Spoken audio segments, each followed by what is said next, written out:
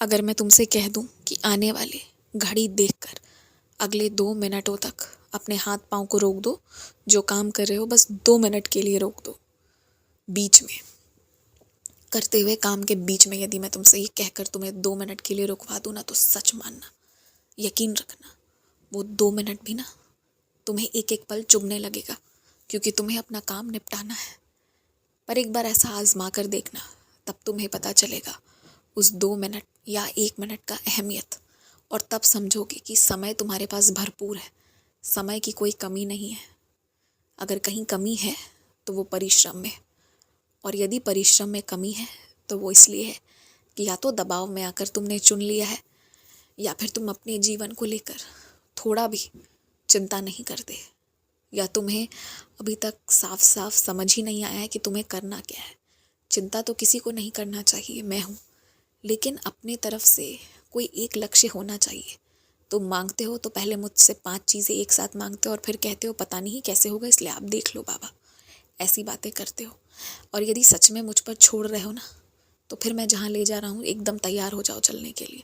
कोई सवाल कोई जवाब नहीं, यदि विश्वास है तो बस फिर चलो, सब भला हो जाएगा, बहुत उद्धार हो जाएगा।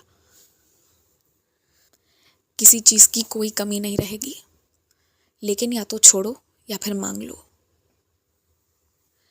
तुम्हें जो वस्त्र मिले हैं ना, उसके पीछे के दाम को बिल्कुल मत देखना, उसके पीछे का आशीर्वाद देखना। और वो आशीर्वाद है, ये समझ लो कि वो मैंने ही दिया है, इसलिए उसे तुम धारण करना, किसी और को मत देना।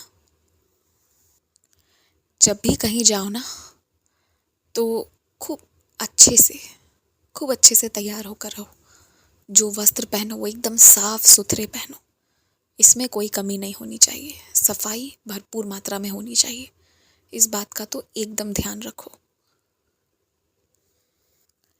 और अपने आप को ना धीरे धीरे ऐसा बनाओ ना कि यदि तुम्हें कह दिया जाए कि मेज पर बैठकर कागज़ों का काम करो, तो वो भी कर पाओ। यदि कह दिया जाए कि बाहर बागवानी करो, तो वो भी कर लो। यदि तुम्हें सामान लाने कह दिया जाए, बाज़ार जाने कह दिया जाए, तो वो भी बेहतरीन कर लो। और यदि तुम्हें भोजन पकाने कह दिया जाए, तो वो भी कर पाओ।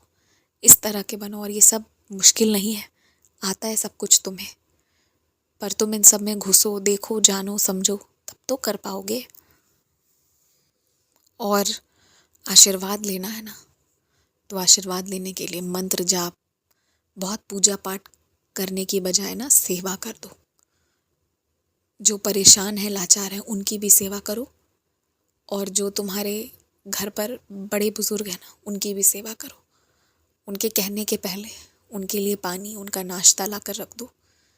इस तरह से करो, तुम देखो तुम्हारा भाग्य उदय होगा, खूब उन्नति करोगे। जानबूझकर किसी को परेशान तुम करते नहीं। तुम रोते तभी हो जब कोई तुम्हें बहुत तंग कर देता है, ये मुझे पता है, लेकिन अपनी किस्मत को तुम्हें और अच्छा करना है ना, तो सेवा करो। और याद रखना कि जो मैं तुम्हारे साथ हूँ ना, कोई आंख उठाकर भी नहीं देख सकता, ना तुम पर ना तुम्हारे परिवार पर। और तुम जब तक मुझे आदेश दोगे नहीं, मैं ले भी नहीं जाऊँगा, ये भी याद रखना। तो इसलिए चिंता मत करो, खुश रहो, मुस्कुराते रहो, जो जो सोचा है सब पूरा करो। घर लेना है वो भी ले लो, जो करना है वो करो। मैं तैयार हूँ, मैं सारी व्यवस्था कर दूँगा।